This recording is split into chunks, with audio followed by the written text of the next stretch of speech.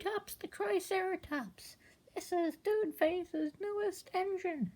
As you can see, it's as big as me, and I'm a dinosaur, so it must be pretty big. Try Squishy Tops, you're actually pretty small.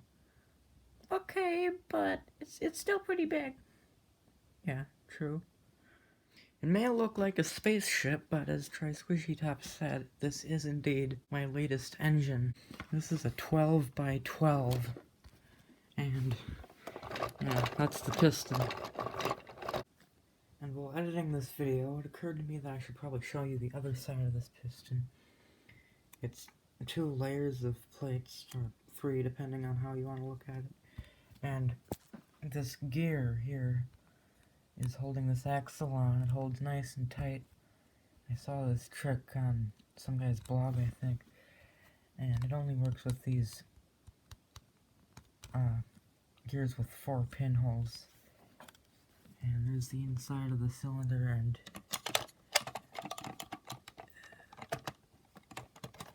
goes in there just like that.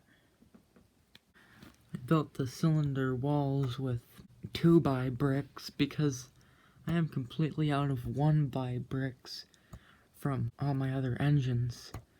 So I guess I'm gonna have to take apart a couple of my engines if I'm gonna build anything else. I was gonna build an 8x8, then I realized, well, there are 8x8s.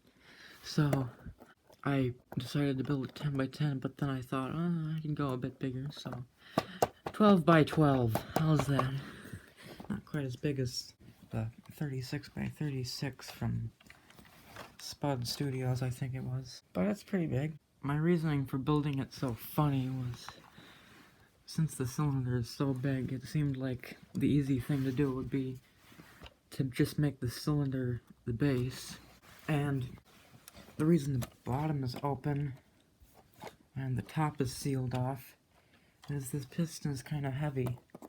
So I figured if I build it normally, the flywheel is going to have to pull the piston up, and it's fighting gravity. So I decided I'll make the upstroke the power stroke. That way the flywheel won't have to fight gravity to get the crank back around. So that's why I did that. A valve here is a door, and it has very little friction. I did not bother sealing this off because it's not doing anything when the valve is in the up position, and it just kind of sounds cool. But when the valve is in the down position, you can see there's the port there, and when the valve comes back up, drops out the bottom, or intakes, or whatever you want to call it. Now, this engine tends to return to this position when it stops. When it's in this position, the valve is down, which means it's going to suck the piston up. So this thing does actually self-start really easily because that piston applies a lot of force. Now, when I was first running this, I put a lot of oil on it, but there was still tons and tons of friction, and that piston would get stuck a lot, and when it got stuck, the momentum of the flywheel would try to keep it moving and pop the crankshaft apart, and all these supports would break. But no, after it's been run in, it turns over very smoothly, as you can see. Of course, there's still a little bit of friction because you're not going to get rid of all the friction in a 12x12 piston, but it's pretty darn smooth, and I think it'll probably get down to about 80 or 90 RPM, and it doesn't blow up anymore at high RPM. So now let's go run this beast.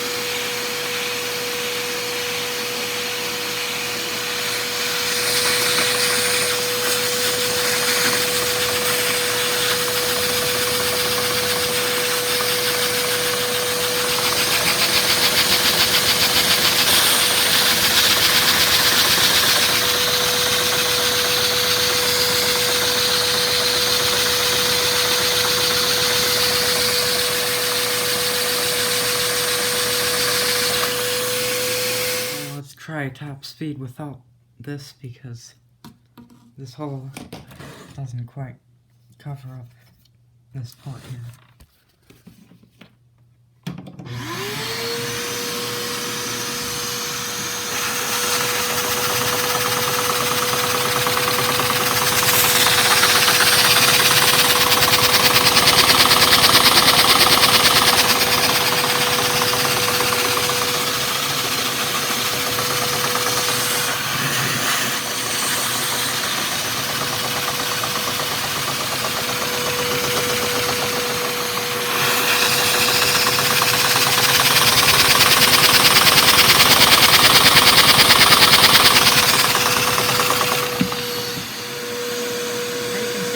Right to this position, so I put the vacuum on it, start to turn back up.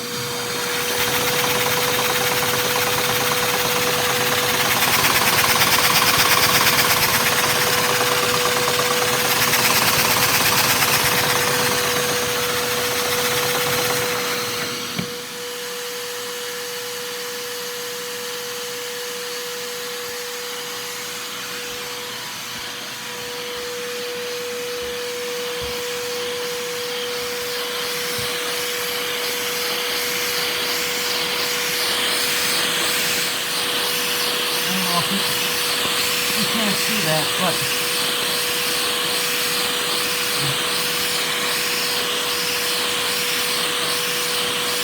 there you go. You can actually see the port opening and closing.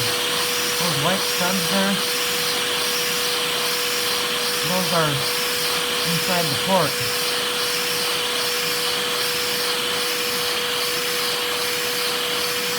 And that's how slow it goes. I'm guessing this is about 80, 90 RPM. Super slow. But you can also go fairly fast if you want to.